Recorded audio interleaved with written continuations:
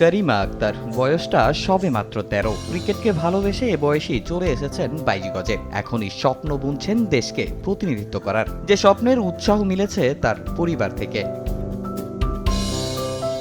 বাংলাদেশে 2000 সালের পর থেকেই নারী ক্রিকেটের চর্চা শুরু হলেও এখনও সমৃদ্ধ নয় জাতীয় দলের পাইপলাইন। খুদে ক্রিকেটার তৈরিতেও নেই তেমন কোনো কার্যক্রম। তবে এবার উদ্যোগ নিয়েছে বাংলাদেশ জাতীয় মহিলা ক্রীড়া সংস্থা।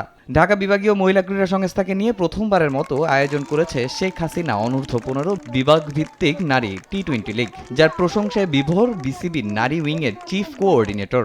আমাদের তো আসলে মূল দরকার আমাদের যারা মহিলা ক্রিকেটার আছেন তাদের খেলার ক্ষেত্র তৈরি করে দেওয়া। এই ধরনের টুর্নামেন্ট হলে যেটা হয় যে সবসময় কোনো না কোনো বিভাগ থেকে, কোনো জেলা থেকে আমরা কিন্তু খেলোয়াড় পেয়ে যাই।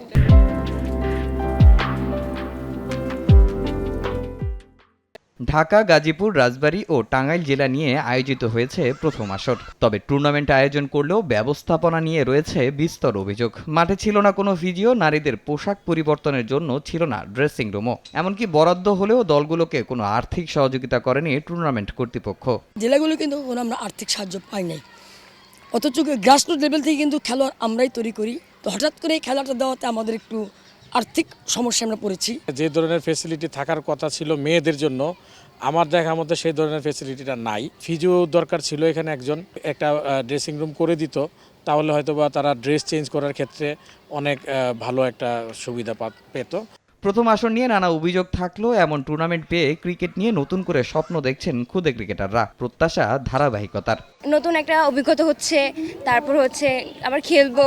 আমার অনেক দূর যাওয়ার স্বপ্ন যে আমি ন্যাশনাল খেলবো। এই যে এখানে আসছি অনেক ভালো লাগতেছে। এতে আমরা অনেক হ্যাপি যে আমাদের প্রতিভাটা আমরা এখানে দেখাইতে পারবো। এদিকে এখান থেকে সেরা প্লেয়ারদের বাছাই করে তাদের নিয়ে বিশেষ ক্যাম্প করার পরিকল্পনা বিসিবির নারী উইংয়ের চিফ কোঅর্ডিনেটর হাবিবুল বাশার সুমনের। তামিম হোসেন, সময় সংবাদ, ঢাকা।